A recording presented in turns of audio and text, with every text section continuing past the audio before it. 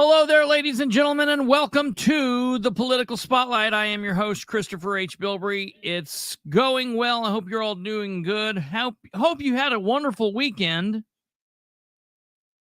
We got to do a quick sound check here since we don't have Kate. All right. Listen, it's great. All right, we sound good there. I'm going to ask you guys to all of you that are currently watching and in the live box to do me the honor of being all my honorary producer, since Kate is out of the duck today. She is currently flapping her wings and flying back homeward.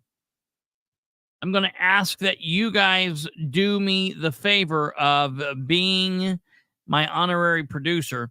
We've got a new little bit of machinery hooked up here, which should hopefully help the audio issue. And just because she has not been, I can finally fix my hair like yours. I see that.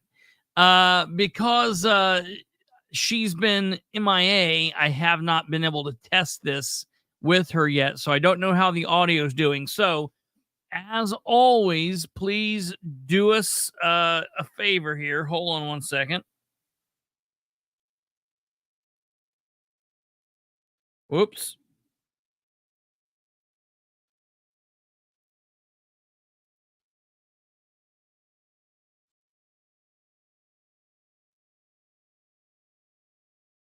Sorry here. Okay, I needed to send a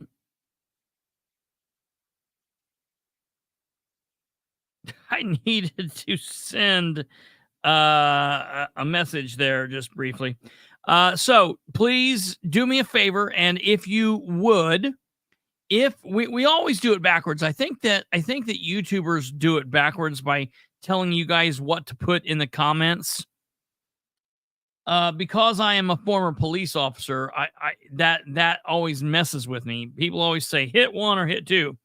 If the audio is bad, if we have bad audio, if you're having problems hearing me, if we're going glitchy, if things are going crazy, I want you to put a 1 in the comment. Not 1 for good, 1 for bad.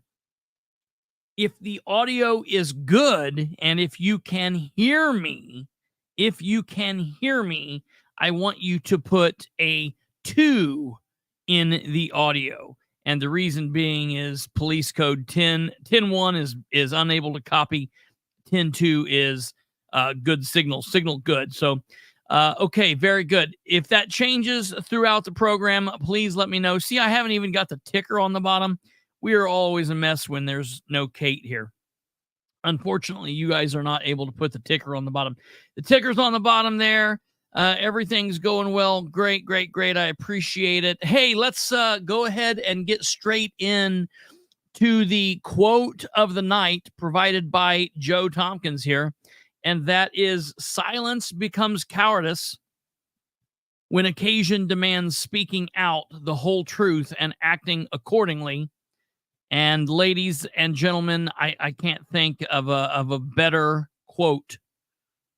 Silence becomes cowardice when occasion demands speaking out the whole truth and acting accordingly. Of course, that comes from Gandhi. And, that's never a bad thing. That quote's a fantastic quote. So thank you for providing the quote of the night. You're all invited to do that. If you ever run across any kind of quotes or whatnot, Mr. Tompkins here seems to always provide the right quote for the evening. And I always enjoy that. But any of the rest of you, if you, it'll be kind of like the race to see who comments first. Whoever gets in a good quote here that we see, that would be fantastic. So as I said, there is no Kate. So we're going to be flying a little haphazard tonight, at least more haphazard than normal, because I'm doing it all on my lonesome. That is perfectly fine, and we'll be able to survive it, I imagine. Hello, it's me, RG3B. Julie Johnson, Jack, Brenda, Lisa, and Paula, everybody else. Thank you. Welcome, welcome, welcome. I almost broke down and got my hair cut yesterday. I was so close, but I'm still fighting it. So we'll see what happens. We're getting closer. Will we make it? You guys keep saying ponytail by 200, but 200, shoot, that's in 20 more episodes. I don't think it's going to be like that yet. I think ponytail maybe by 250, but see, now I'm getting people saying don't do it. So we're going to have the people in there that says go get the Floby versus the keep it growing crowd. So we're going to see what happens. I don't know what happens there. We'll have to see what I say. Do it. So see, we've got a don't do it and a do it. I don't know. We'll have to see. Maybe coming up we'll have a vote, and we'll see what happens there. Hey, I hope you guys have had a good weekend. It's been a great weekend weather-wise. I guess the first part of the weekend was a little bit wet and kind of crappy, but yesterday and today, both beautiful days. Today, the weather, I don't know. We were racing really close to 80 degrees here in East Central Indiana. I don't know if we got up to the actually 80-degree mark or not. Jack says, punk, stop paying your taxes, Bilbrey. Hey, speaking of which, tomorrow, ladies and gentlemen, is tax day. So I'll say that, you have an option. You can play right into the man's hand and pay your taxes, or you can speak out being the libertarians that you are, and you will be the true free men and women not paying taxes until the IRS come and kick your door down. And then you will have to decide what side of that fight you're on. So it is what it is. So I'm hoping it's getting an eye roll from my neighbor every time. Hey, Ryan, thanks for the sign. I'm hoping it's getting an eye roll from the neighbor every time she walks outside. Yeah, we're going to be talking about Ryan Webb here in just a few minutes. We're going to be talking about, he's actually kind of what caused my thought of what I was going to talk about this evening. See, now we've got a shave your head. I will pass on the shaving of the head. I think I will pass on that. I have done that a time or three in my life, and that is not good. Not good. I have not filed a tax return since 1987. Woo! Yeah. Hey, did anybody see the sheriff over the weekend? The sheriff of Henry County strolls this weekend during what's arguably the hottest weekend of weather so far we've had this year. The sheriff was sporting his decorated general parade uniform. Someone texted and said, "Is this the only uniform he has now?" I've not seen. He's either been in shorts, an unmarked car, pulling over the black men on the side of the road left and right in illegal traffic stops, or he's in full parade regalia and marching around. I think he's actually been kind of like goose stepping. Matter of fact, the other day when he walked into court, I think I watched him goose step all the way up to the courtroom. And I just honestly, I can't, I just don't know. I don't understand what this man is doing with his uniform attire. I think maybe his one uniform, the only thing I can say, is that the sheriff his one tight uniform, it got too tight. It won't actually button around him anymore. And so now he's only able to wear the parade outfit. Let me get a picture up of, I know I've got a picture of him here. Someone shared a picture with me here.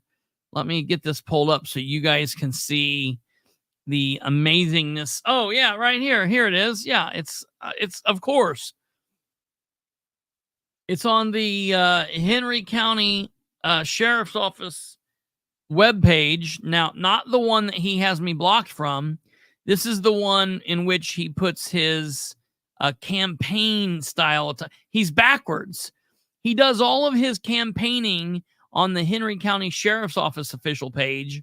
And then the page that is directly from the Henry County Sheriff, then he puts out his official edicts and his commentary to the trash of Henry County. Not my words; those are his words. Those are his words, or his sister's words. Moreover, the trash of Henry County. Let me show you here what we've got here. This must have been a contest to see who could stand like a bigger freak. Let me show you this right here. What is going on with this? I feel bad. I feel bad for the actual normal people that are in this line. There are two people that are standing okay, and there are two people standing like weirdos. And I want you guys to point them out to me. All right, here we go. This is the post. This is a post from like a t-ball kickoff, some kind of thing.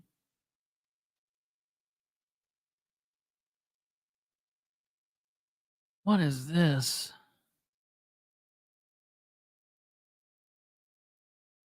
Okay, so we have the Newcastle City Police officer. We've got two sheriff's deputies here. Obviously, one of them is in normal attire. One of them believes there's a parade going on. And then we've got Corey Criswell, who I tell you, he stands like an 89-year-old man. I don't understand what Criswell's doing here. If we had a picture right down the line, Corey Criswell would be at about a 90-degree angle. He always stands with his fists behind him, kind of like in the Superman run pose, and he leans so far forward. I need to figure out what's going on here with Criswell's. I could show you about 15 other pictures of Criswell in this exact stance. I just don't understand what goes on. I'm going to have to ask him. He's out of uniform. Parade dress requires a hat. Well, he gave a hat to like a little kid the other day, remember? He gave a hat to his little kid, so it's some little kid. So he's going to have to get a new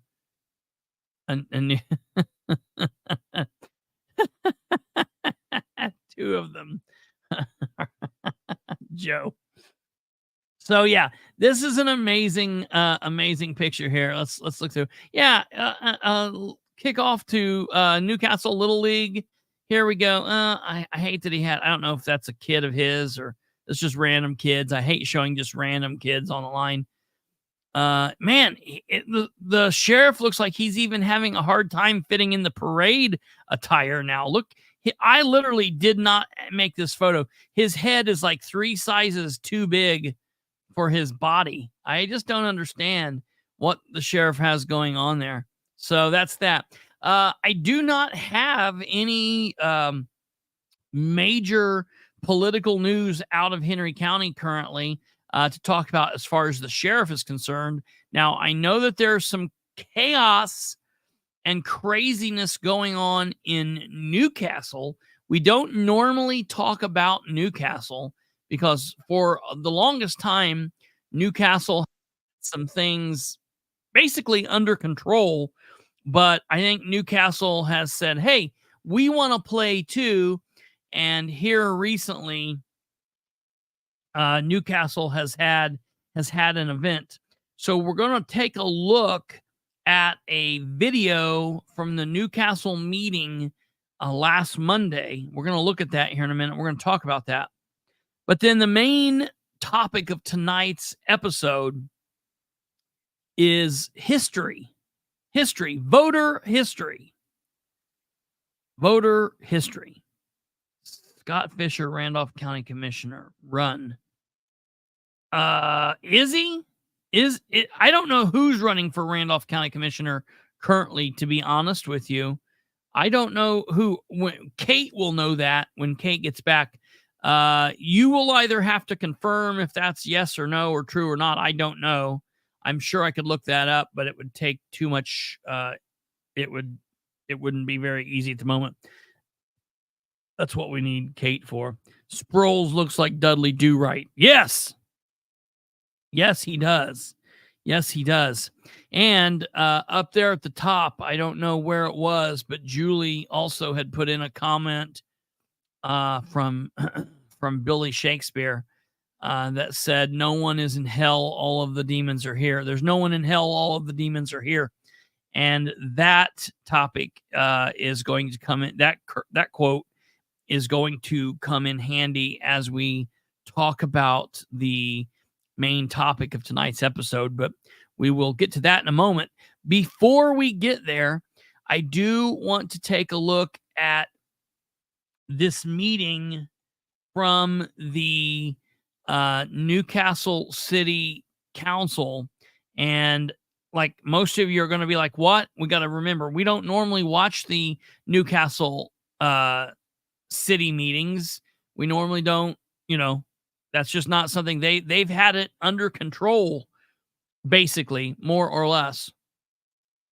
But the thing is, they have apparently recently had some kind of breakdown, and there's a lot of people trying to make a big deal about what's going on here and there and what's happening. And so I've had a lot of people say, you might want to take a look at what's going on in Newcastle, because this seems like it might be heating up. Remember, the election in the city of Newcastle is over.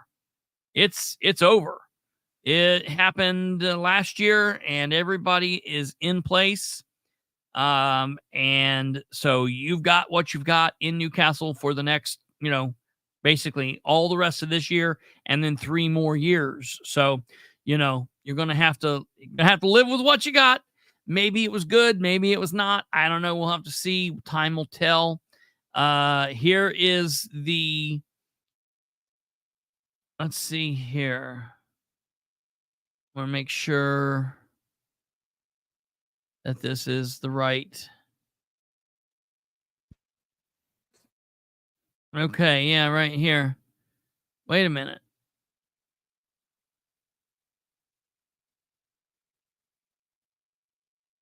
Okay. I'm not on the page real quick. If any of you are commenting, by the way, I'm checking to see where our video is, which one of the videos we want to see. Camera is low battery, but I will unplug it, which should help the audio. 20 minutes.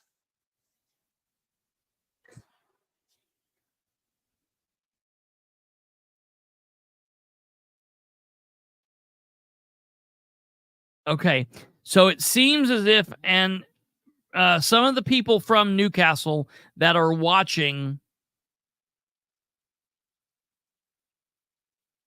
is going to have to tell me Dudley Do Wrong. That's right, Brandon. I just saw that. That's good.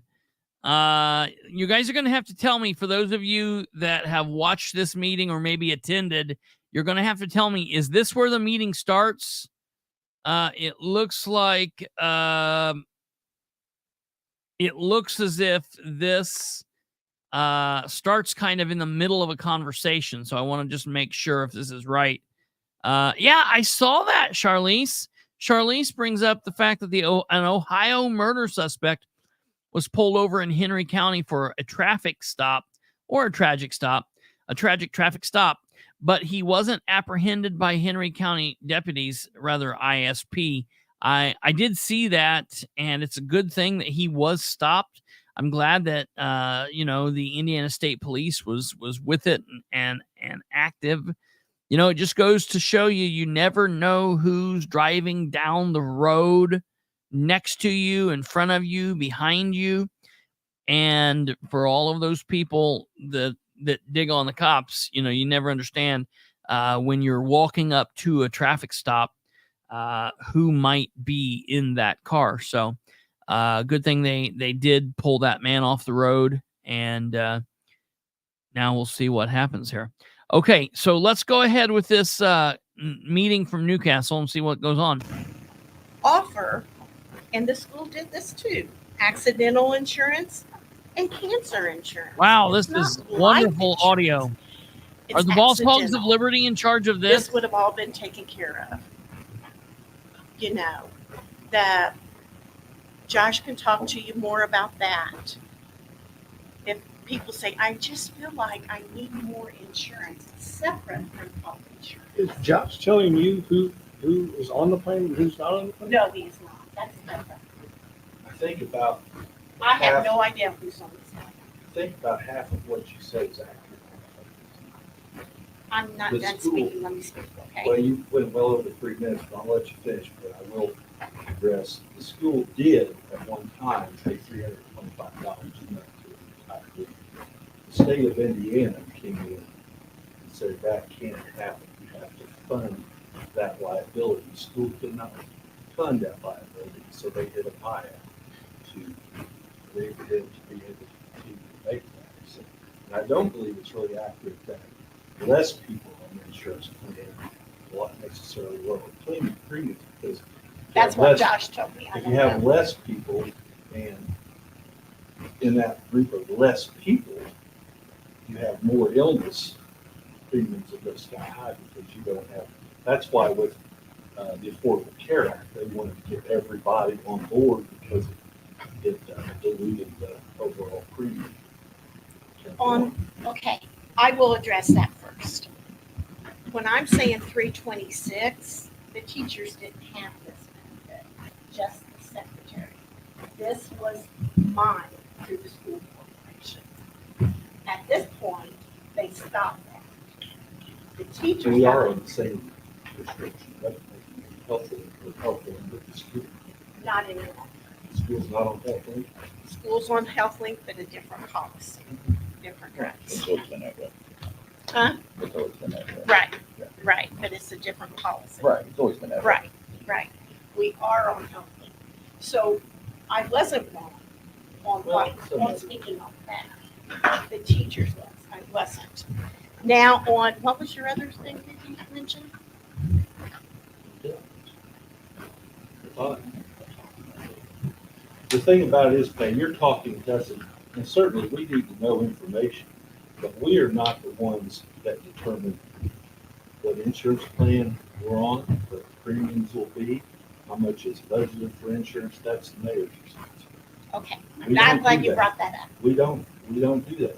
Okay, The other thing is, okay. Now, on the drug policy, look into the cancer insurance, and it will cost the employees. But, I know, the more. I asked Josh how we can get it down. If you have 4 singles and 4 families, those families really carry it in. That's what brings that policy up. And you still got that self-insured. Now, who's going to make the changes? If we look at the mayor and say, you've got to make the changes, that's his job by law. that's his job by law, but he has a team.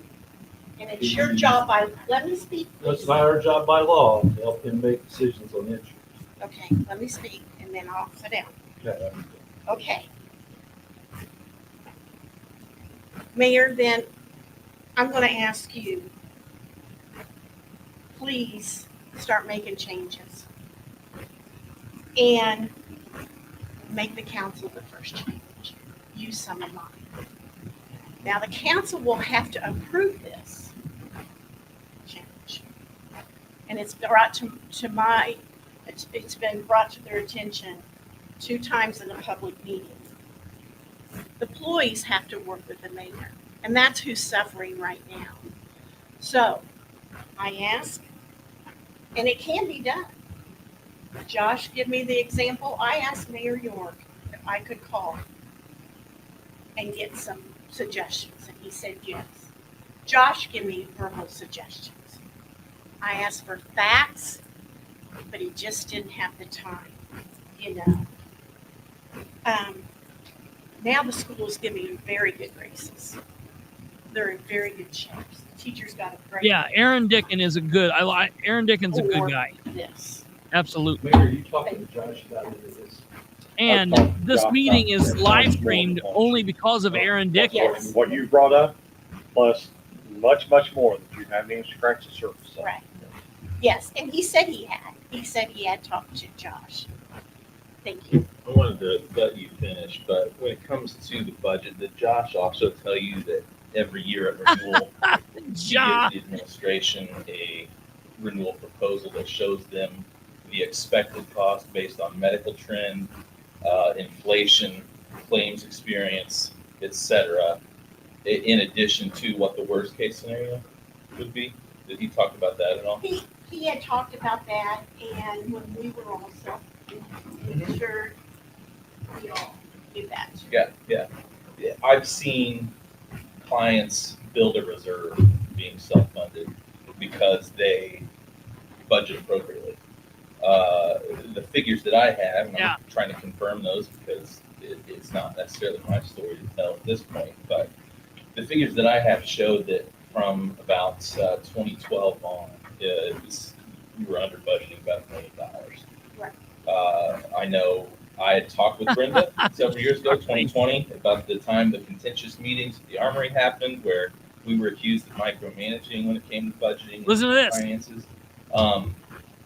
And told her, first thing we did was calculate everything that's paid out of that line because it's multiple, and they didn't even know the total. So we got that at that point. And that's not in the budget binder. We get the figure.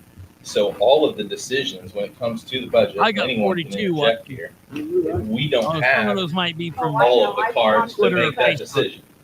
So I just wanted to clarify that they, yes.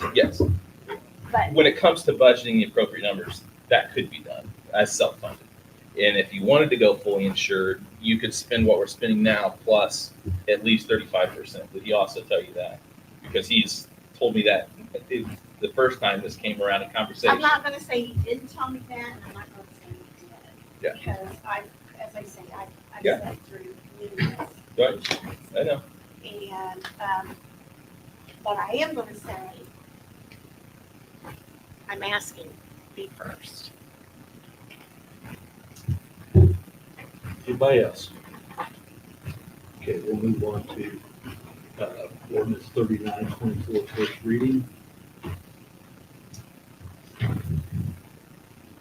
This is authorizing the issuance and sale of bonds of the city for the purpose of providing funds to be used to exercise Can't even hear what's going on. power of the city for paying council. Council has been advised that the total cost of the project authorized herein does not exceed the lesser $6,350,465 or greater 1% of the total gross assessed valuation of property within the city from the last assessment in Newcastle, Indiana, that. It's 22 pages, so. Yeah. That's correct. Make sure we got this done as quickly as possible for you. Aye. Aaron Dickin. Aye. Mark Koger. Aye. Rex Beckenpaul. Aye. One more time. That's the third reading. Mr. Mead said. Man, I don't know what the deal is there. The sound is horrible. He's reading the ordinance to bind 3 million, which is the health fund, will receive 3.1 million. So here's what's going to happen. I will get a hold of a couple of people, and I'll find out here. I know that there are a lot of people that are wanting this looked into, what happened here. That audio is just so horrible. And I know that playing it from Facebook now onto this only degrades it more. So you guys are actually hearing worse than what I'm actually hearing. So there's no need to set through that. I will tell you that there are quite a bit of there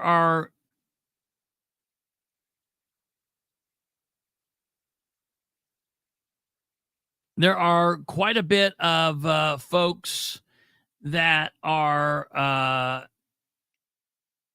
concerned about what's going on both sides of this. There are people that are not happy with what the mayor's doing. There are people who are saying he's doing a great job with this. There are people that are unhappy with the council. There are people that are unhappy with the council. There are people that are happy with the council. And then, of course, you've got the council members who are now feeding into this, and they are talking about various different things and why this is good, why this is not good, why there's a problem, why there's not a problem. And, it is what it is. I will tell you that there have been some questions concerning how Rex Peckinpah handled the situation with the woman that was speaking. Now, I got to be honest. I didn't hear anything there that was too crazy. But at the same time, I didn't hear, I don't know. I'm going to have to ask people that were in the room their opinion, because from that, I can't make a determination if Rex was crazy and out of line or if he wasn't. Now, to be perfectly honest, I want to be right front and up front and honest with you. I do not know most of the people in this room. The people in this room that I know are as follows. I know the bald man. No, I know this bald man. I know this is Aaron Dickin. All right. I know Aaron. I know Rex, the gentleman down here in the light green shirt. So the two men on the end, I know them. I know this guy down here in the suit. That's the attorney. That's Joel Harvey. I know this gentleman up here at the high end of the room. This is the mayor, of course. And I will only and can only assume that this is the clerk. Now, I do not know these council members, and I don't know the council member here inside. So look, 1, 2, 3, 4, 5, 6, 7. So okay, so I don't know.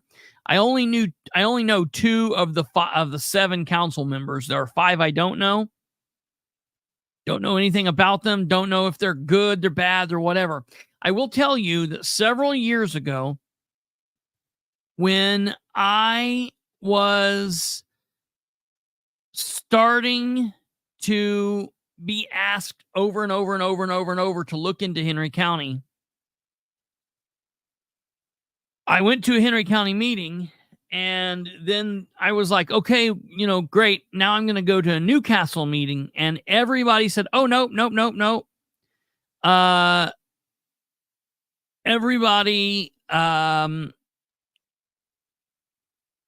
Everybody thinks Newcastle is on an uptick. They've got some problems. There are some things that the mayor could do that's better. There's some things that the council could do that's better, but they're really pulling together. So they didn't want me to go in and kind of stir the pot. The citizens were saying, let's just see what they do.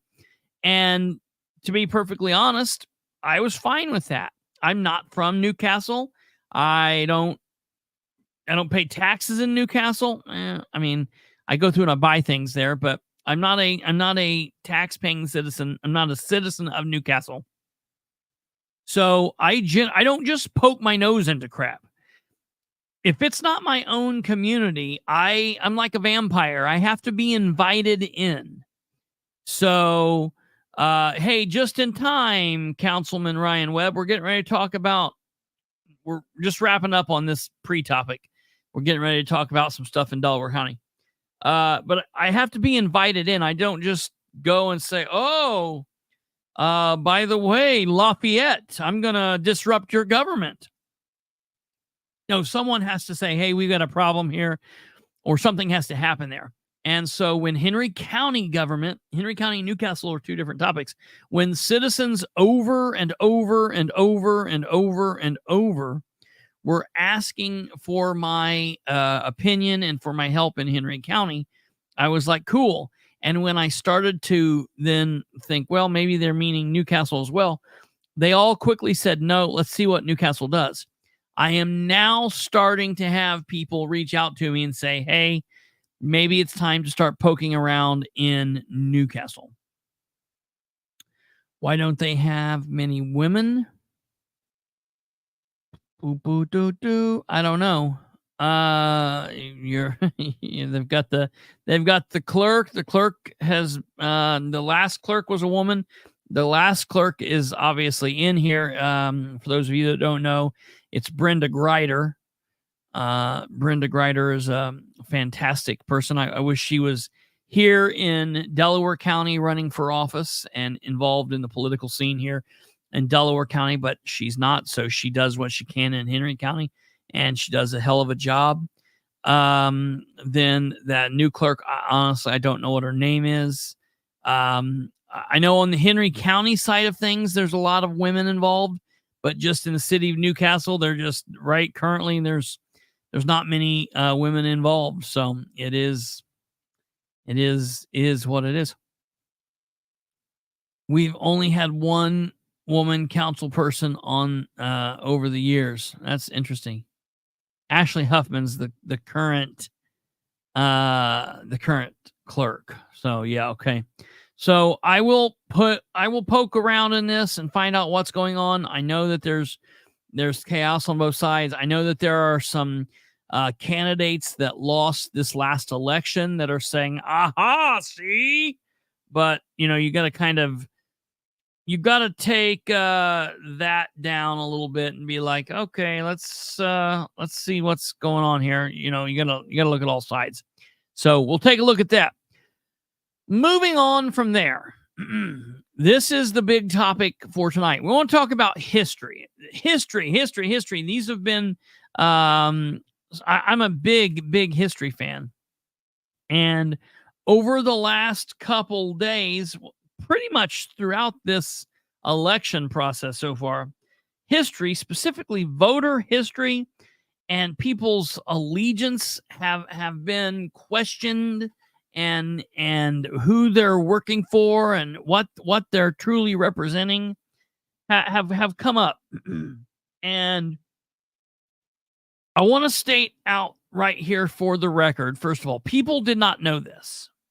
So your voter history, meaning who you go in and vote for, who you vote for in the presidential race, who you vote for governor, who you vote for Secretary of State, who you vote for treasurer of the state, who you vote for prosecutor, for judge, for sheriff, for mayor, for counselor.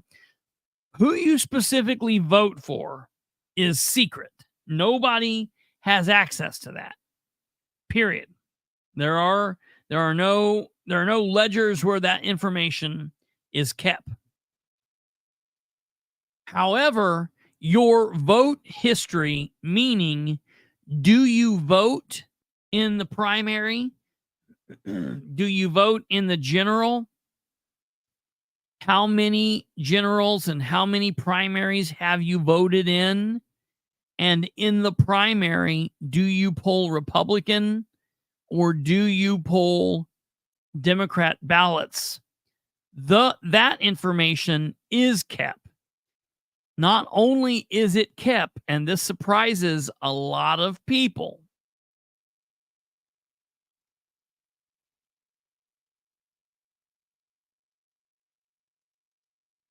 you pay speeding tickets there. Yeah, yes, you do. A lot of people don't know this, but anybody can send a records request into the county clerk's office and request the voter history of anybody. Like, for example, any of you people out there watching this could send a request into the Delaware County clerk, and you can write, I want the voter history of Kristopher H. Bilbrey. And if Kristopher H. Bilbrey has ever voted in Delaware County, the clerk will send you that information. A lot of people say, wait a minute, that's illegal. How? No. Because it's not telling you any secret information.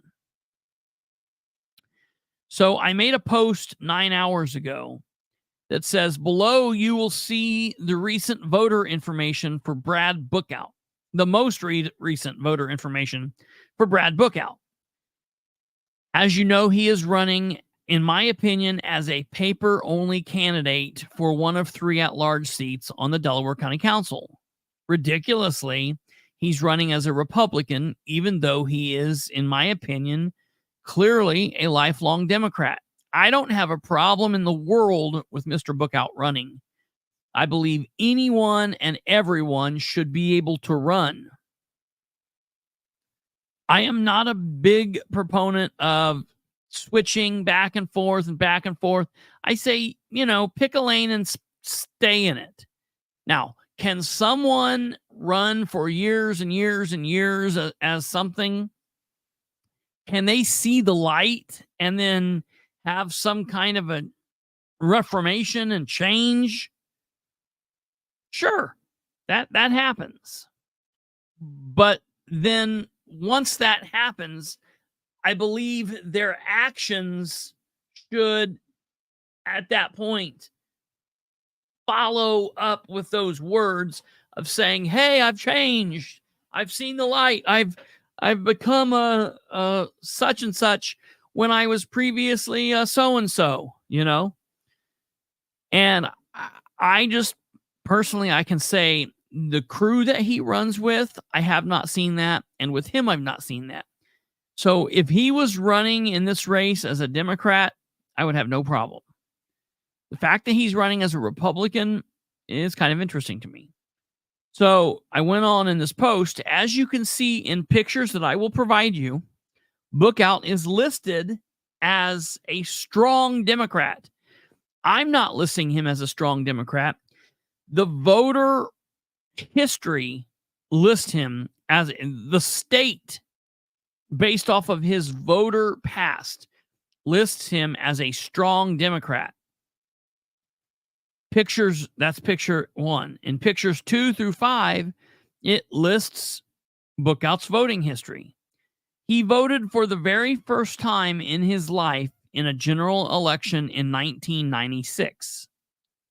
From there, it goes on to show that between 1998 and 2022, Bookout has voted in various primaries and general elections since. What is of interest to me is the fact that from 1998, the last election that he could have voted in, from 1998 to the last election which he could have voted in, which was the 2022 election, he has voted in 15 primaries. So between 98 and 2022, he has voted in 15 primaries. Of those 15 primaries, he has pulled a Democratic ballot 12 times. And he has pulled a Republican ballot 3 times.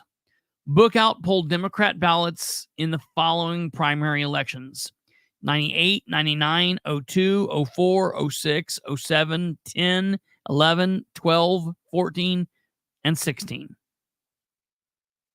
He only started polling Republican ballots in 2018, in 2020, and in 2022. Why? Well, some might say, I will here in just a moment. I'll have the pictures. I was just reading. I'll have the pictures up here in a minute. Some might say, ladies and gentlemen, that Mr. Bookout saw the light and he's now a Republican. I might, however, say that he's doing this because that's when James King made the switch from Democrat to Republican. And keep in mind, Bookout is where he's at in his job because of James King and his position. Bookout needs King to win to be where he's at. Mike Jones needs needs King to win because of where he's at. Bookout and Jones are related through marriage, and they're all tied back to Papa King. Okay?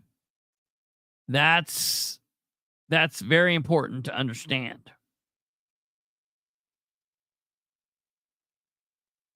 What blows my mind about this, though, is Mike Jones, James King, Jessica Piper all continue to try to convince everyone that he's a Republican. What's wrong with being a Democrat? Let him be a Democrat.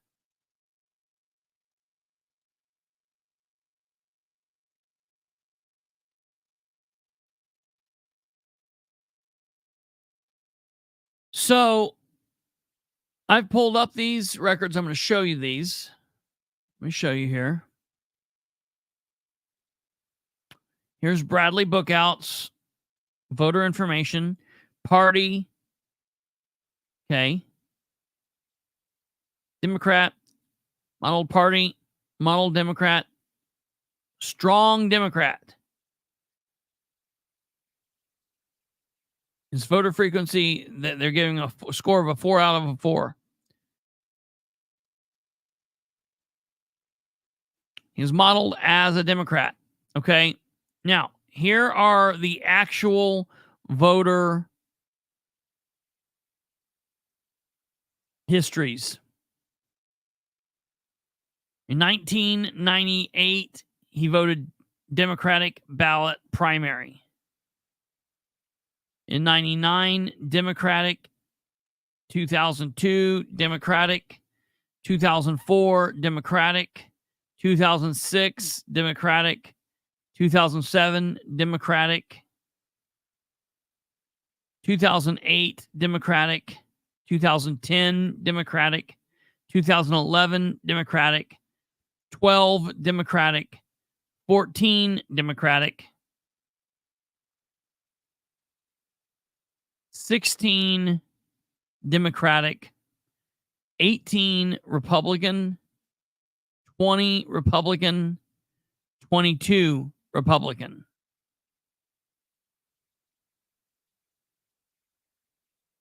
So, look, this is not some kind of a scam. This is not some kind of made up information. You can get this, and it shows what it shows. Now, I have to say this, and this is what's very important. When I posted this, Mike Jones gets on and says, well, let's see your voter history. Okay, let's do that. So tomorrow I will send a record request to Delaware County and to Randolph County because I've lived in both counties and I've voted in both counties. So to get a complete voter history, I will have to pull from both counties, and I will have basically 3 voter histories. I will have a voter history in Delaware County from my first vote until I moved to Delaware to Randolph. That's Delaware 1. I will then have a voter history in Randolph County when I lived there for the 9.5-year window. And then I will have the second Delaware County voter history, which will be from the time I moved back to Delaware County up till now. There will be 3 histories, essentially. First and foremost, I am not running for office. I'm not telling you I'm a Republican and I've always voted and supported Republican events and things and people. Who knows? I've ran in the past. One of these days I might run again. When I run again, I will run under a Republican banner. And I will do so if I do so, maybe I would run under a libertarian banner. I don't know. It just depends. Because as you guys are aware, I can't make my mind up. I'll be honest. I bounce back and forth between considering myself a constitutional conservative or a constitutional libertarian. Honestly, in my opinion, older than that, Jack. Honestly, in my opinion,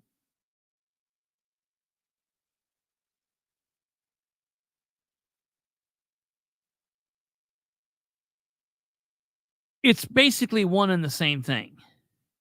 I think that's the problem. There are basically 2 different factions, probably many more than that, going on currently in the Republican Party. You've got whatever is currently in this leadership in Indiana and Delaware County and Madison County and Henry County and Randolph County and Jay County that are the establishment Republicans who are broken, decrepit, corrupt, nasty assholes. And then you have the people who say, we are constitutionally minded conservatives. I believe that the big push for the Libertarian Party has become from the standpoint of Republicans who feel like they don't have a home in the Republican Party anymore. I think that's a problem. But when I say that, I have no problem saying that I have supported Democrats before, personal friends.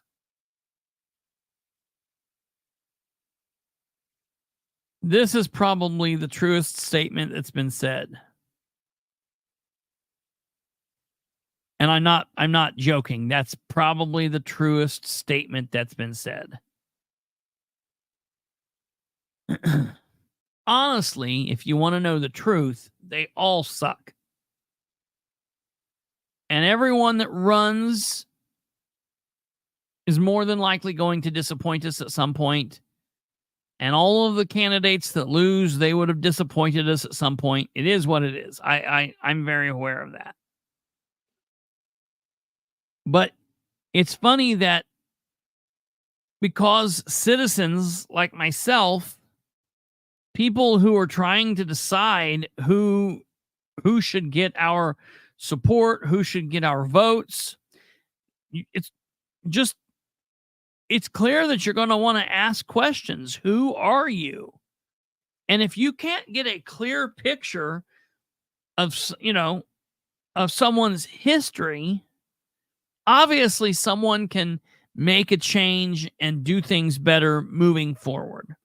But if you can't get a clear picture of someone's history, then I don't understand.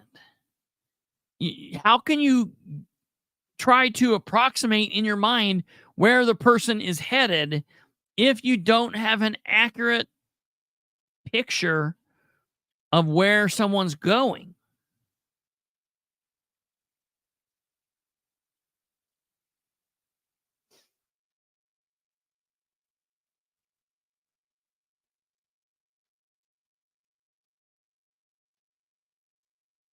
You're not too old to run, Charlize.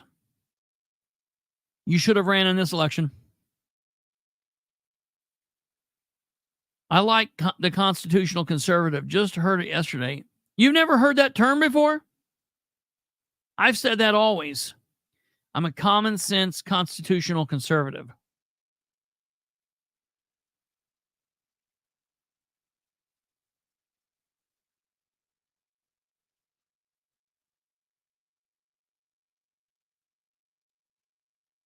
And tell me how it is. Tell me how it is from two people that watch the same program. What this is very interesting to me. From two people that have watched the same program, and we've not talked about national politics. We are going to start talking about national politics after May. Shit, that don't mean anything, Charlize. Almost 70 is still not 70. Keep yourself there.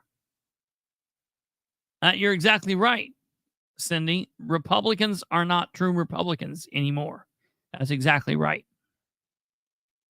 That's the reason I don't say Republican. But we've got two people that are watching this program, and I like them both. I find that they're both intelligent. They both have an understanding of what's going on. And we have this here. Thanks to Donald Trump stepping all over the Constitution, the only person stepping on the constitutional rights is Biden. So we've got two people watching the same program that generally agree on things, but see something from that different of a perspective. Now, you're both wrong. You're both wrong. I hate to tell you, to throw a match into the kindling here. You're both wrong. Biden has stepped on constitutional rights. Trump has stepped on constitutional rights. And they are both far, far, far from the only two people that have stepped on constitutional rights. It's happened well before Biden and Trump. I hate when I hear people say, our country's in a bad spot because of Trump. Our country was headed in this direction.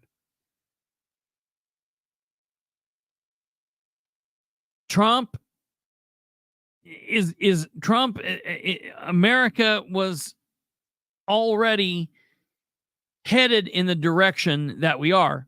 Did the Trump presidency hasten where we are and the polarization? Sure.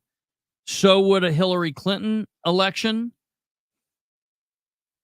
Did Biden beating Trump in the last election hasten that polarization even further? Sure. But if Trump would have won, it would have also hastened the polarization. Whatever happens in this upcoming election, the polarization will continue to pull. And I will tell you, I fully believe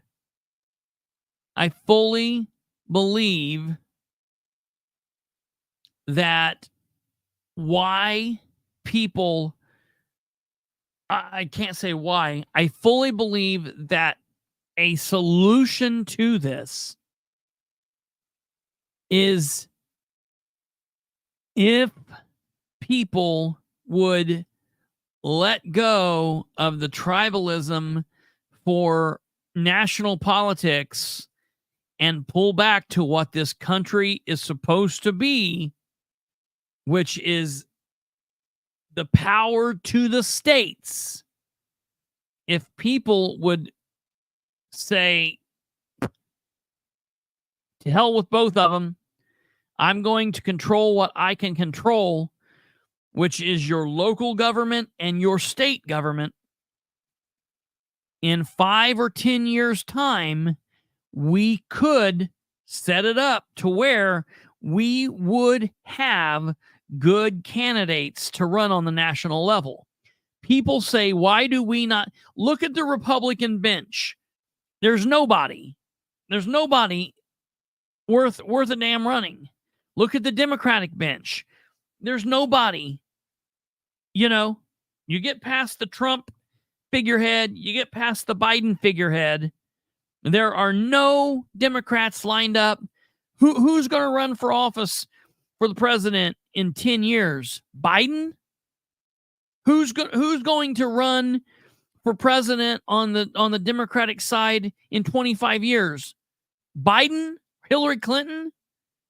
Are they still going to be around in 30 years and 40 years? We're still going to be propping up Biden. Who's going to be running for president on the Republican ticket in 25 years? Chris Christie? Trump? They're both jokes. Where are the people? And I'm going to tell you, the people are nowhere because the United States citizens' belief in politics and their support of politics has dropped. So we're not electing in good people at the local level. Those good people then don't funnel up to the state level. And those good people then don't funnel up to the national level. I'm telling you, if the Americans would start worrying less about Trump and less about Biden, and they would start paying attention to we call that the top of the ticket. That's wrong in my mind. That's the bottom of the ticket. That's the ass end of the ticket. The top, most very important part of your ticket is the closest representative to you, which is that is wrong. Both sides did not. That is absolutely wrong. Both sides did not show respect to each other before Trump. That is not right at all. This if Trump did not exist, we would still be more or less where we are. Trump is a figurehead. He is that's all that is. This pushing away started with Bush and Gore, and honestly, it started at the death of Kennedy. Forward.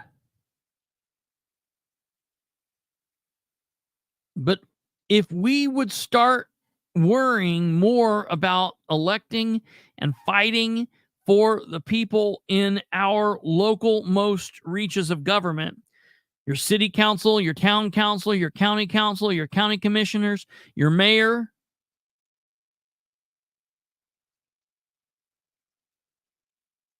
we would start electing good people. If we even gave 10% of the amount of energy that we do,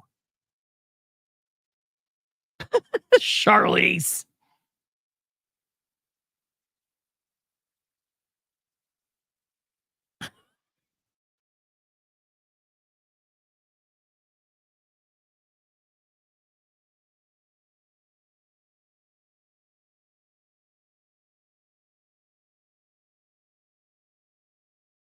That's only 12 years from now.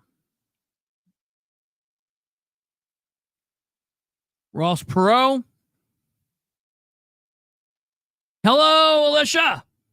It has been a while.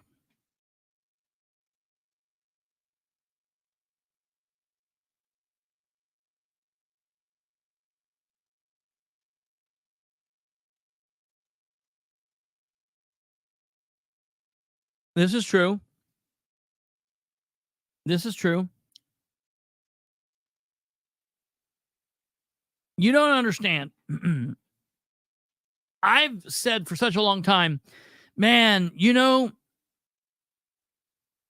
I need to get more national because that would bring more people to the show.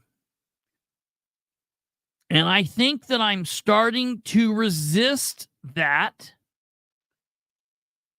And I'm happy with that because I finally am realizing that no, the calling is at the local levels.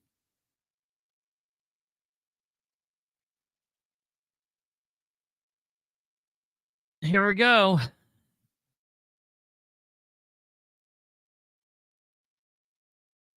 I was hoping for vice president. We would see the Webb Jameson ticket.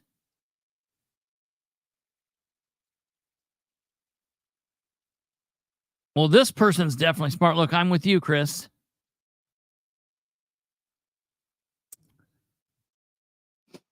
And I'm not knocking Julie because there's a lot of people that think that. It's not just Julie thinks that. There's lots of people that think like that. There's lots of people that think like Stumblefoot. And that's what I'm saying. I'm not saying one is right or better or smarter or wronger than the other or righter than the other. It's what the problem is. We need to deprogram ourselves. The states need more control than the federal government. The counties need more control with what's happening than the state government. The cities need more control than that. And then the citizen. And then if we start doing that, we will get down to where Jack will truly be right. We'll get down to the absolute most important aspect of it, which is the individual right. And then it's between you and your God. Your God can be the head of your household, and you can live by those rules, and you can allow your neighbor to live in peace and how they are. And the only thing that the government would be there for is to ensure the safety and the preservation of your freedoms. I'm not even going to say your rights, because your rights are there. They can't do anything with your rights. Your rights were given to you by God. Were given to you, if you're not a believer, because you were born who you are, where you are.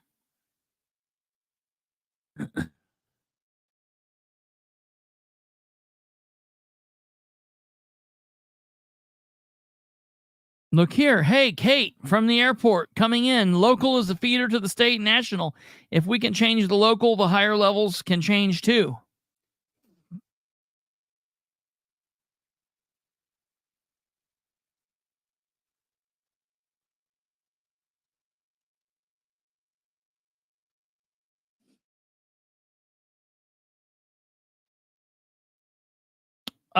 When is your Alicia? When is your elections in Utah?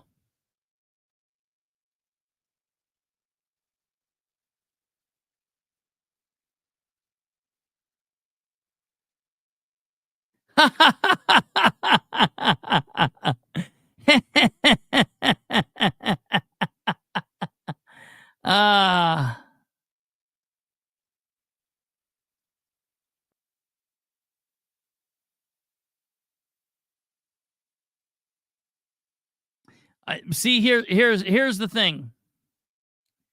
Julie says, I don't like anyone who thinks he could be the second coming or that he's equal to Jesus Christ. Yeah, right. Do you know how many people said that?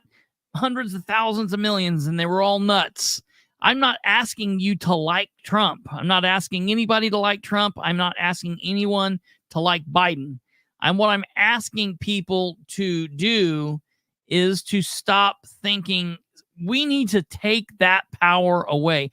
I guess this is very much like what Jack is saying. We need to redistribute. Everyone talks about redistribution of wealth. No, we need to redistribute the power. We need to redistribute the worry. We need to redistribute the nonsense. We need to pull the worry and the craziness and the nonsense away from those that do not deserve it, and put the fight and the vigor and the passion not behind the people that you don't have any access to, that there's exactly zero accountability for or to.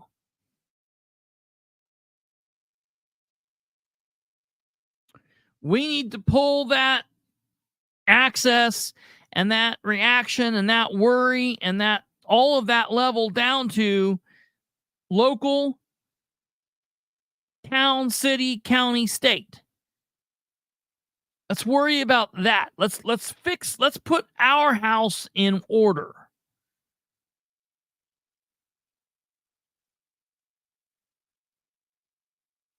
I thoroughly hate voting for Trump, so then don't vote for him. I don't know that I've seen anybody even say, well, I'm not preaching to vote for Trump. I'm not preaching to vote for Biden. I'm not preaching to not vote for Trump. I'm not preaching to vote for not for Biden.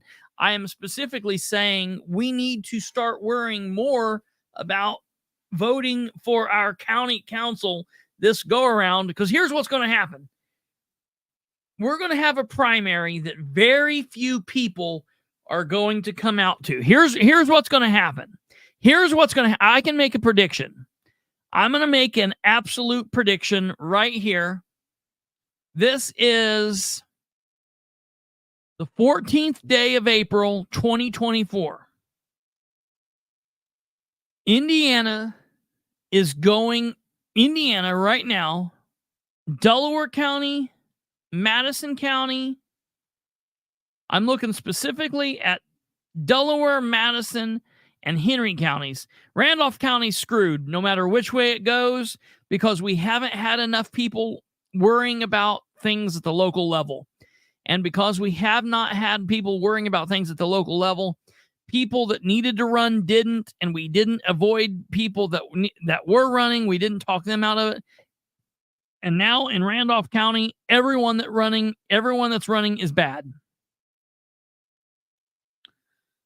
That's it. So Randolph County's screwed. So we're not looking at them for right now. When we need to be talking about Randolph County now, not for this election, but for the election in 2 years. Next year's an off year. But we need to be starting to worry about what's going to happen in 2 years in Randolph County. Now is when we start the planning stage. So here's what we need to do. We need to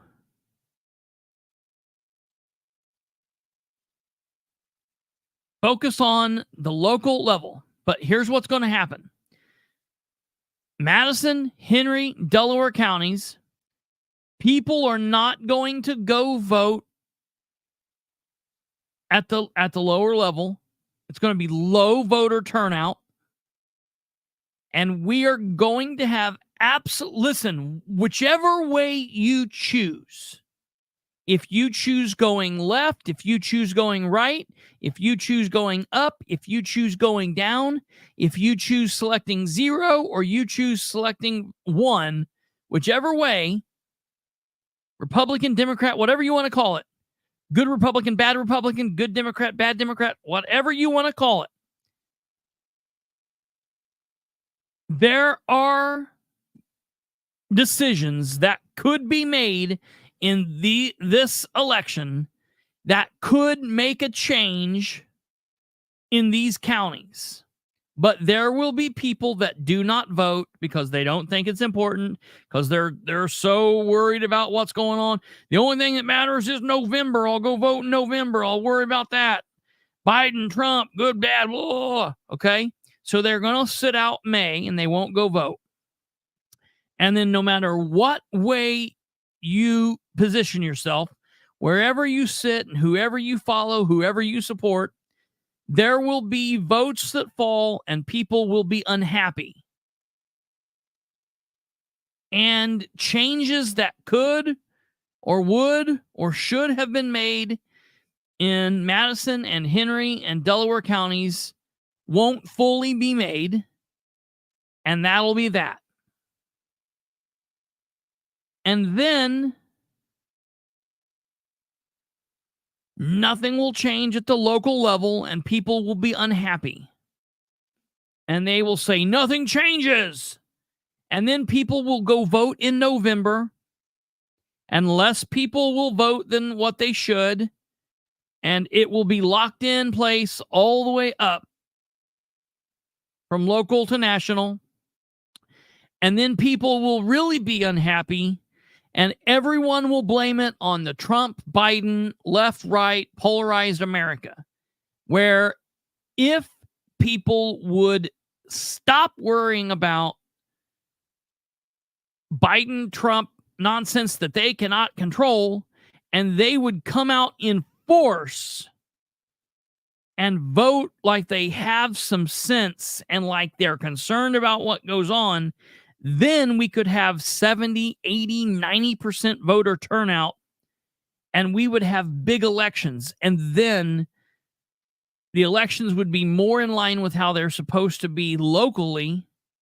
And there will be winners and losers, and people that you wanted to win that didn't, people that won that you wanted to. But overall, we will have more of a say and more of an impact on our local races. And those are the people that we interact with. And if they do right, you elect them again. And if they do wrong, you boot their ass out. Just like that. And after a couple cycles of that, we will have good, not all of them, but a good pattern of people in there that can then start cycling up to the state level.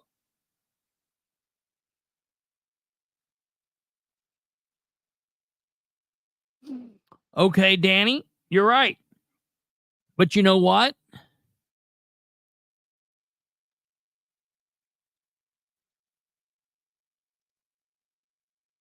You know what, though? You go and you have people run like Madison County is when they're running 200 people for precinct committee person. Some are going to win and some are going to lose. But you take that power away from that party.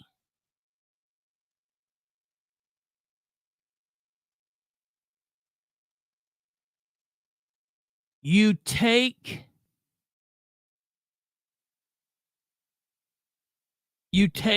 that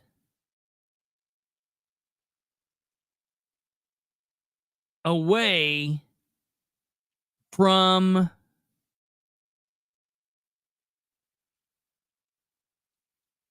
the Russ Willis and the Ed Carroll and the Todd Hyde and the Kyle Huffers and the Anne Hathaway and the John Zodi. You take those and whoever's in your party, your local parties, your state parties that you don't like. That's what you do. You put people in who, to hell with it, disband the party. Or put a party in place that's based out of people. Look, you're not going to like every single person you come in contact with. That's just life. Not everyone's going to like you. Not everybody's going to like all of your opinions, and that's fine. And I like all of the different opinions and all of people's different input. And I like the people that say, I like Trump and I like Trump for these reasons. And I like the people that say, I don't like Trump and I don't like him for these reasons. And I like the people that say, I like Bush or Biden and I like him for these reasons. And people say, I don't like Biden for these reasons. I like those people. I learn from that. It doesn't make me mad. I learn from it. I love it. I love all of the different opinions. I can listen to different opinions that I don't, that don't jive with mine. And it's a melding pot.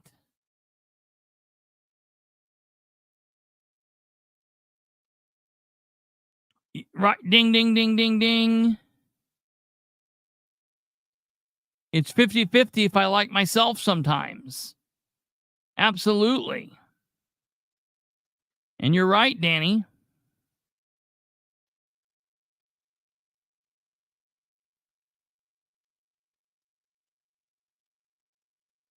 Yeah.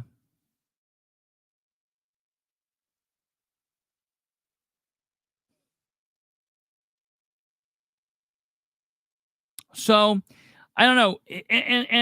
And you know, that's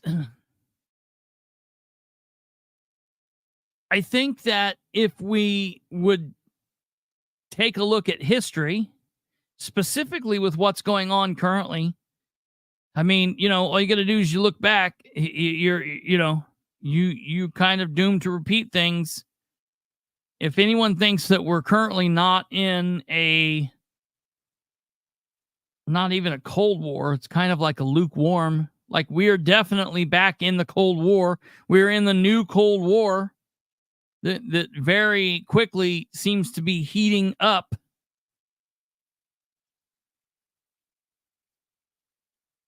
You know, history is very important. The history of the politics, history of the world, history of your candidates. What's funny is when you want to ask candidates question and those candidates and their team members say, well, wait a minute, what's your history? Well, Mike Jones, I can tell you what my history is, but I'm not asking for your vote, sir.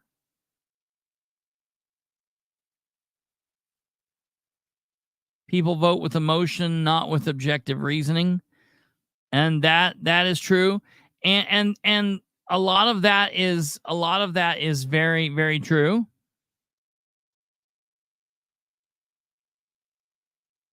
Absolutely.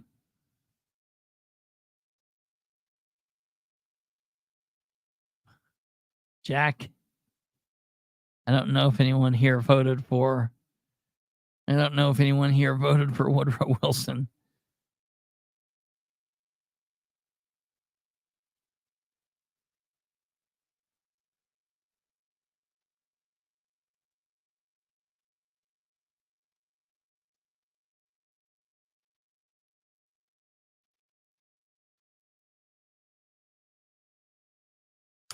They would rather vote for currently under investigation by the State Board of Accounts instead of someone trying to insist on total transparency.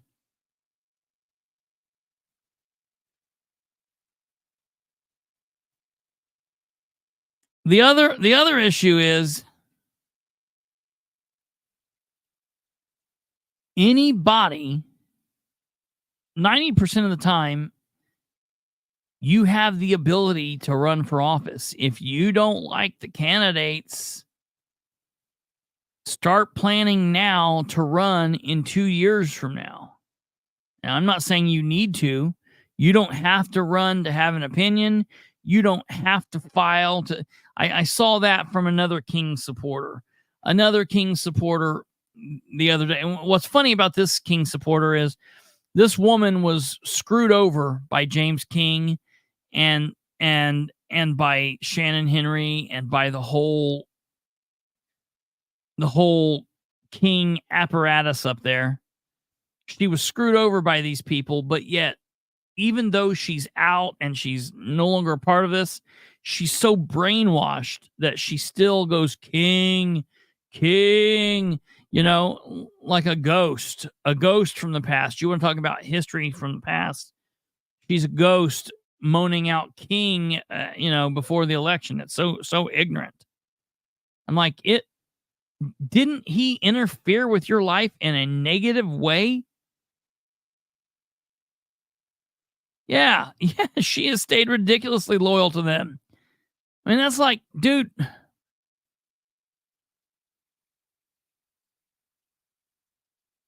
I don't understand that. You know? And those people try to get on and argue, and they try to argue like they're arguing from a place of common sense rather than a place of emotion. And that's why I just wish people would say, like, look, it doesn't matter what you say. I support this person because this person gave me a job. And so this person could kill the Queen Mother. This person could stab the Pope. It don't matter. I'm going to vote for this person. This person could pocket all the cash. And they gave me a job. They gave me they gave me a tire when I had a flat tire. They gave me a piece of food. There's people like that, like, hey, this is my brother. I don't care what you say about him. He's family, so I'm going to vote for him. Okay, cool. I get that. I won't waste my breath trying to change that because blood's thicker than water. I get it. Okay, no big deal.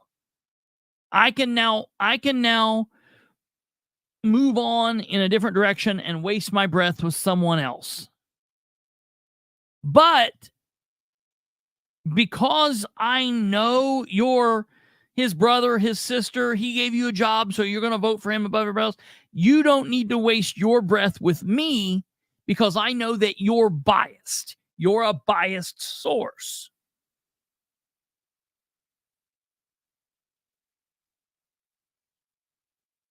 No, you're right. You're right. No. Absolutely. And I don't mean that. I just mean with these people that are like, they're like, King gave me a job. I'm like, okay, great. That's not a reason why a normal human being would vote for him. Because a normal human being that's a salesman down here at the car lot, he don't give a rip that you got a job from James King. That doesn't affect him or her in any way.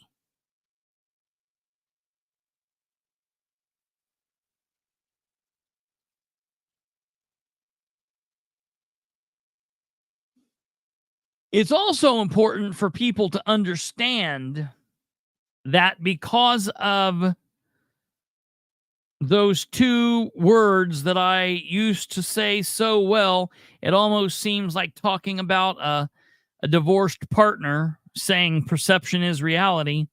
Because of perceptions and reality, because of your vantage point in life, and what you've seen, what you've done, everything that's made you, and the person looking in the same direction as you down the block because of their reality and their perceptions and their lived experience, it's very possible for two people to be looking at the same event and derive different experiences from it. Now, it doesn't, in my opinion, mean that there are two truths. There's a truth and there's a not truth. There can be many not truths. There's only like really one truth. One. But your lived experience can be different, but you have to account for that being just your experience. It doesn't mean it's the truth for everyone else on the planet. So you can have two people looking at the same thing and taking away different information based on their education, based on their level of experience, based on, this person is a woman, this person is a man, this person's been divorced 3 times, this person has never been in a relationship.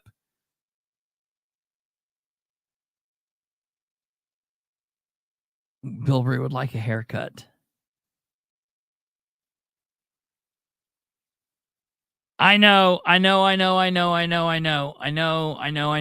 wish. Matter of fact, and maybe Pete, they're going to be, maybe this isn't truly conservative of me. Oh no, I'm a complex person that might have different thoughts and opinions. I'll tell you how I think that voting should be.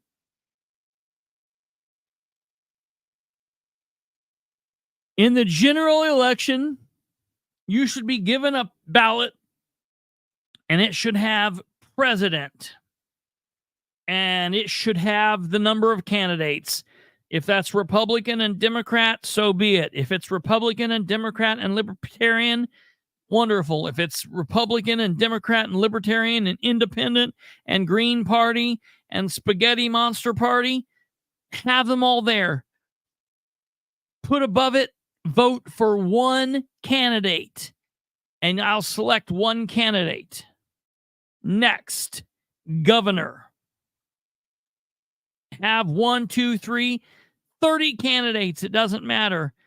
Tell me to vote for one, and I'll pick one. Senator, congressman, state senator, Congress, however far down. You get to you get to mayor, you get to council, District 1, District 2, District 3, at large.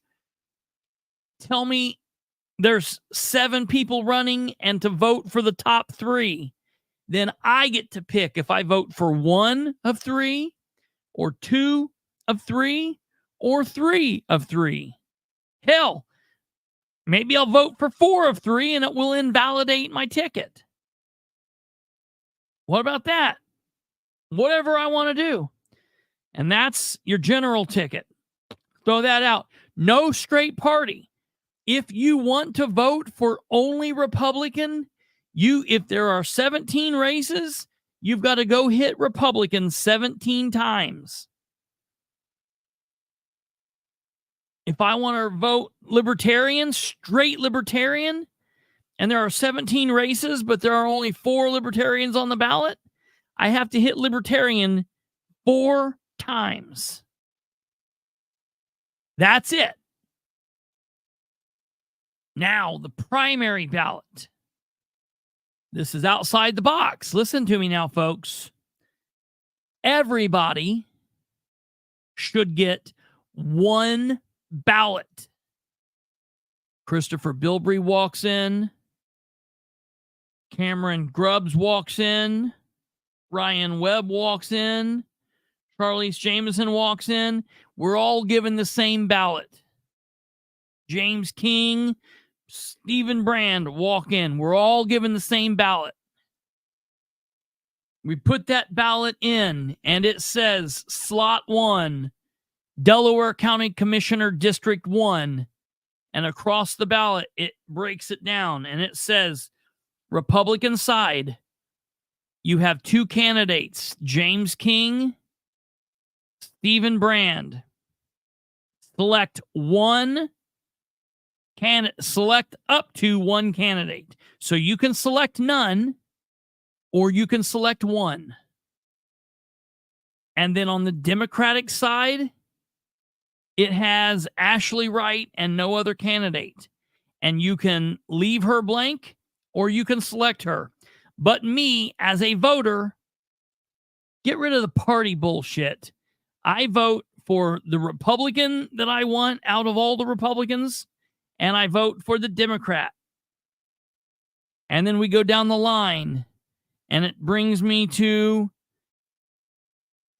District 2 Commissioner. And I've got Riggin, and I've got Ingram as a Republican, and I pick Ingram. And then if there's a Democrat, and then they tally all of those up.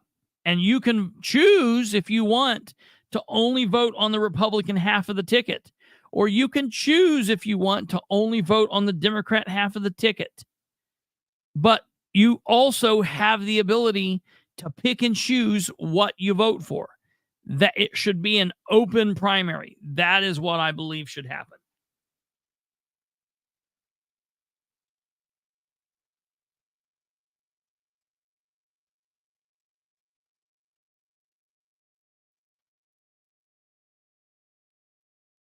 I would sashay in, not walk. Me too.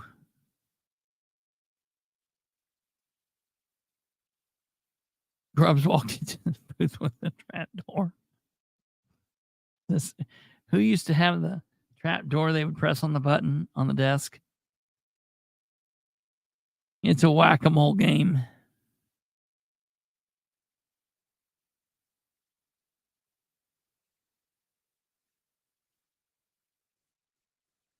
I vote the same way every time.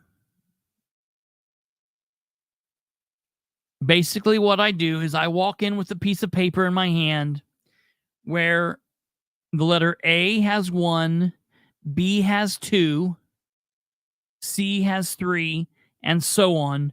Z has 26. And so what I do is I look at the first person's name. And let's say the first person's name was Abe. Okay? If it was Abe, was on the ballot, I would write down A, B, E. And then I would write 1 for the A, and I would write 2 for the B, A, B, C, D, E. And then I would write 5 for the E. Then I would add those numbers up. 5, 2, 1. That's 8. And then I would add up his opponent. And then at the end, if there however many opponents there are, I divide that number. If there are 2 opponents, I divide Abe by 2, and I divide the other guy by 2. And then whoever has the highest number after the division gets my vote. And I do that I've done that. I don't care about anything else. That's how I decide. Uh-oh, can you not hear me now? Uh-oh, she's saying 2. Is that good or what? I don't understand. Or you can hear me good.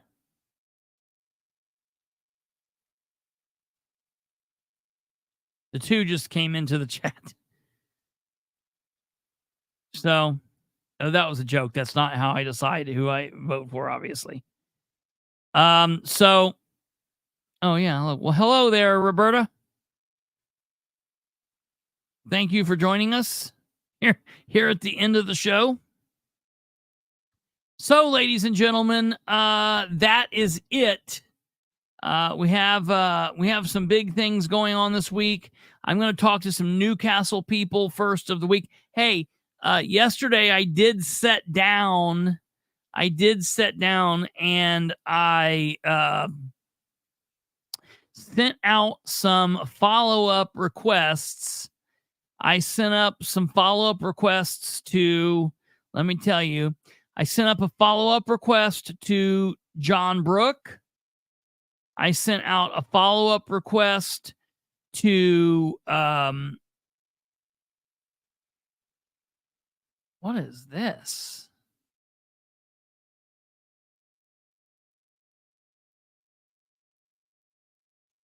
Okay. I sent up a follow-up request, a couple follow-up requests to John Brook. I then sent up a follow-up request to Jeffrey Graham and Linda Smith from Madison County. This one is, hello, Mr. Graham and Clerk Smith. This is Kristopher Bilbrey. I submitted a record request to the clerk's office on March 29th, 2024, which she then passed on to the county attorney, and Jeff replied to me on Monday, April 1st, 2024, basically giving me the receipt of the request. Well, here we are on April 13th, and I've still not heard anything back. I wanted to reach out to you and send this as a reminder that the information I requested is as follows. And then I sent the request. In my original request, I also sent pictures to help show what documents specifically I was requesting. I've already talked with Luke Britt, the public access counselor, and these documents are definitely public record. So if you're going to do as Russ Willis told me that you were going to, which was, he said you would wait until you got a request and then you would just delay until you denied it. If that's what's going on, just go ahead and deny the request. I already have my complaint submitted, my complaint filled out. All I need to do is add the date to it, and I will submit this submit this to Luke so we can get this going. No reason to delay this just for the sake of delaying. Might as well get on with it. If you have questions, please feel free to email me or text or call me at 765 yada yada yada. Thank you. And so I sent that off to Mr. Graham on Saturday.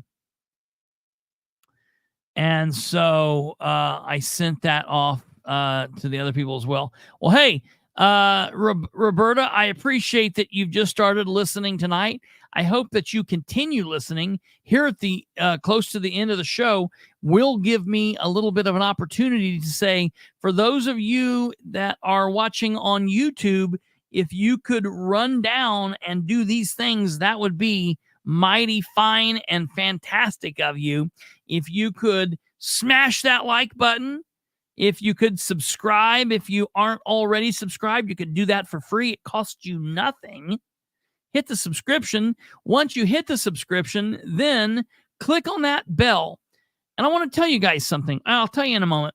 After you submit the bell, what that does is that gives you notifications of when we go live and when we drop content. So you want to click on that bell so you can stay up to date with what goes on the channel.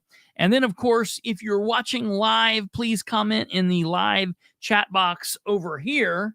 And if you're watching at your convenience, comment in the comment box down here. We will get back to you. And then above all else, please share the show with everyone you know. That would be awesome of you guys. I would very, very, very much appreciate it. And matter of fact, it would really help Kate out. Kate would love it if you did that. That's all she cares about, is how many likes we get and all of that. No, I'm kidding. She doesn't care one way or another. But that would be fantastic if you guys did that. That would be really cool. I want to talk to you guys about something before we go. Yeah, Mr. Graham. Whatever. I said that being stupid. Yes, this is very big. Everyone everywhere should be doing your own research. And what that entails is listening to information, reading information, watching information. If you're just getting your information from the ABC News nightly, you're not informed. If you're just getting your information from Fox News, you're not informed. If you're just getting your information from CNN, you're not informed. You need to be watching what's going on news channels, on TV, left to right. You need to be reading on the interwebs and magazines and books, newspapers, articles, left or right. You need to be listening to other. Look, it's as much as you want to put into it. If you want to listen and be enveloped with this, that can happen. But if you're like, I don't want to get that involved, then you need to pick out a couple of good sources that you can trust and listen. But at the end of the day, don't take what I'm saying. I don't want you to listen to me and I want you to believe me, but I want you to go out and search it out for yourself. Podcasts like this one. Absolutely. Definitely the Star Press. Now, as long as you have a heartbeat, everything that you ever read in the Star Press will always be at least something that happened close to 5 to 10 days ago. So that's important. But the last thing that I wanted to say, and I started to say this just a second ago, I listened to somebody talk the other day on another show that I watch, Barry Cooper. He's an interesting character. He used to be a police officer in Texas, and he was one of the most preeminent narcotics cops in probably the world. Definitely in Texas. I mean, besides yours truly, obviously. He was just a little bit behind me. But then all of a sudden, all of the sudden, old Barry Cooper got to thinking, man, I am taking lots and lots and lots of people to jail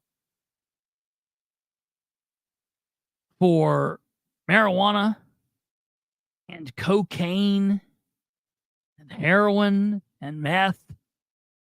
Like, what are these people throwing their lives away for? And so he was a canine officer. And what people don't realize about canine officers are canine officers really at any point always have like drugs on them because they need these drugs to use for training tools for their dogs, their partners. So Barry and his wife one weekend went out to his collection and took out a little bit of marijuana, rolled up a joint, and had the best weekend they had ever had. He was like, holy crap, this is what I'm arresting people for? And he said, I don't know how true this is, but he says, and I've met this guy in person, he says that from the weekend that he first smoked pot, he never made another marijuana arrest. Never did. Now, what's funny about Barry is that's not the first time he had smoked marijuana. He actually smoked marijuana back when he was in college. And he smoked, listen to this story. This is horrible. He smoked marijuana with this farmer guy that he knew. And he got high. I guess he was in high school because he went home and he thought his dad was going to know. He went home. He smoked with this farmer guy that he knew and he got high. And he went home. And 2 days later, he found out that the farmer was driving and the farmer rolled his truck and died in the wreck. Now, that wreck had nothing to do with the marijuana. The guy was not, they tested him and he was not high, during it was just an unfortunate crash. But teenager Barry Cooper thought, oh my God, it was the marijuana. So that literally is what put him off of drugs. It's what put him off of drugs forever. He was like, I'm not doing drugs. And then he later went on and became this really amazing narcotics cop. And then he started smoking marijuana and he's like, this is great. Well, a couple weekends went on and he and his wife said, well, we tried. Yeah, right, Alva. He then tried that marijuana and he and his wife liked it. So he's like, well, we need to now try cocaine. And he went out and he had a couple of ounces of cocaine in his training kit for the dog. And they scooped some out of it. And he went in and had even better time. Now, I am not endorsing drugs or drug use, and this cop is not endorsing drug use. But he had an amazing time. And they got to the point where 2 ounces got down to really small amount. Like they had scooped a lot of it out. And so he went down and cut it with baking soda and got it back up to baking powder and he got baking soda. He got it with back up to 2 ounces, and he's like, we got to stop this. And he took it to his office and he put it in his desk. And his wife then would start coming to his work and having lunch with him. What he didn't know is she was going in when he would like go off to the restroom or go to get their lunch, whatever. She was getting in and scooping from some of that. She really liked it. And so that's that. But he went from being a narcotics investigator to then being he left the police department and he became an activist against the war on drugs. And he was one of the early guys. He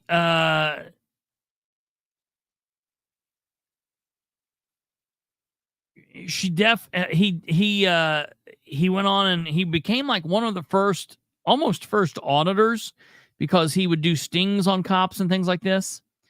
But I was watching his show the other day, and I've never watched him live. I've always watched like the show like weeks or months after they come out. And he was doing a live, and he came on and he said, I was making a video the other day and I put it out and I realized that I just do better when I'm live.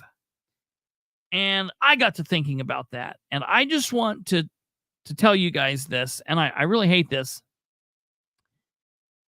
Yeah, Alva, she became a party girl. She was a fun girl. I have, since we started this channel, I've every now and then talked about like, we're going to start putting out static videos. I just got to tell you, I'm not good at static videos, people. I'm not a video guy. I am someone that can sit and just talk and talk and talk and talk. I'm a radio person. I can go and do 3 hours on the radio. I can do 6 hours. I could go live for 24 hours. We ought to maybe do that sometime. Try to see how long I could go live on the channel and just be live for just an entire day or something. We ought to try that sometime. But I just want to say sorry to you guys, because number one, I think there's content that I probably am not putting out that I could. I think it would probably grow the channel if I did. I know that all YouTubers say that static videos get more views than live videos do. No, I'm not. We're not. No, we derailed away from the drugs. That's the thing, Stumblefoot. Just act like you're live and use, but it's not. It's just not the same. And I actually liked what Barry Cooper said, and it made sense to me.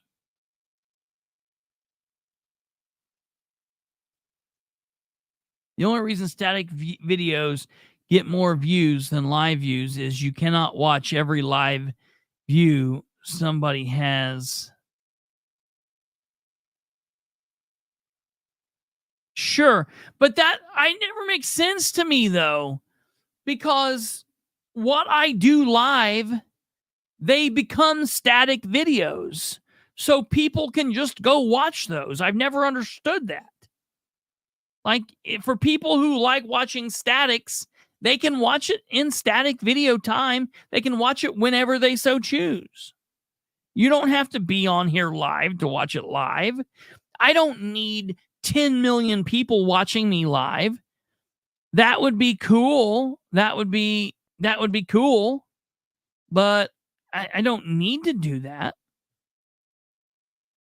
I'm fine having 30 people, 50 people, 100 people on and then more people watching it later. I'm just saying, Barry Cooper said, and this is very true, it's the double slit experiment.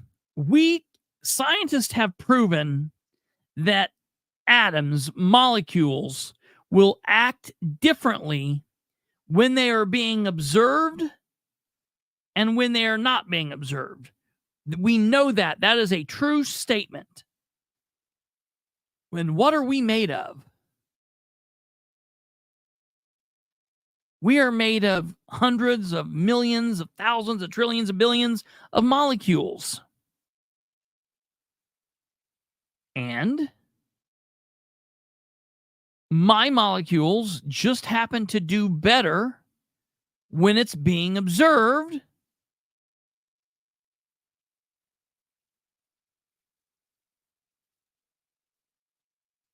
You know what I'm saying? Than when it's not being observed. And so I just do better this way. So I just want to apologize to you guys, I guess, for not giving you more. Do you want more static things? Because what I hate is I put out static videos, but all of my static videos that I put out are these videos chopped down. Get what I'm saying? They are all of these things chopped down, so it doesn't do you guys any good to watch it. It does good for others to watch it, to maybe get interested to watch the lives. I'm just saying you need more people doing investigative work, which would allow you more time to do live networking. That's also some of the issue there. But I just want you guys to know that I am always into taking on other ideas. You guys can always provide information to me. If there's information that you have, if you would like to see something else, I am willing to try different things or do what I want to do what you want me to do what I can if it fits and if I'm able to do it. That's just something I want you guys to know.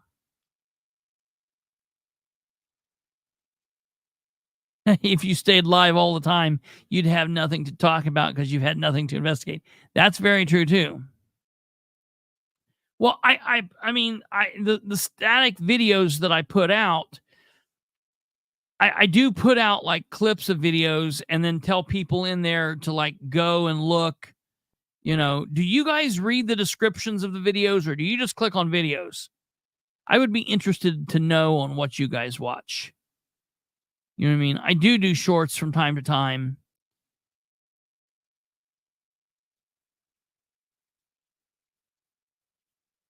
Yeah, that's right. That's right, Stumblefoot. And that's what I try to do. And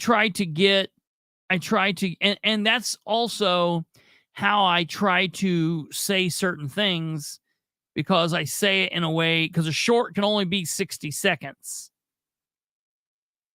So I absolutely read descriptions. Okay, because I spend a lot of time on some descriptions, and I'm like, nobody's reading these. Why am I spending so much time on this? That's just crap I get in my head. Hey, we're going to end with a quote here because it is very important. Joe put this up, and I think this, I've seen this, and I love this. I hate to advocate for drug, alcohol, violence, or insanity to anyone, but they've always worked for me. Hunter S. Thompson. Hunter's my man. I love everything Hunter S. Thompson has ever put out. Just amazing author, amazing wordsmith, journalist, amazing human. You guys have a great evening. The rest of your Sunday night, enjoy it. Be safe. Take care of each other. Take care of your loved ones. Thank you all for watching. We will be back here tomorrow at 9 p.m. Eastern. Kate will be back down in the duck doing the thing so that Jack can settle down and be calm. We will see what happens. You guys have a great evening. God bless each and every one of you. Thank you for watching. And remember, early voting is currently underway, so you can go vote tomorrow between 8:30 and 4 in your county building if you're so inclined. You guys take care. God bless, and we'll see you back here tomorrow. Goodbye!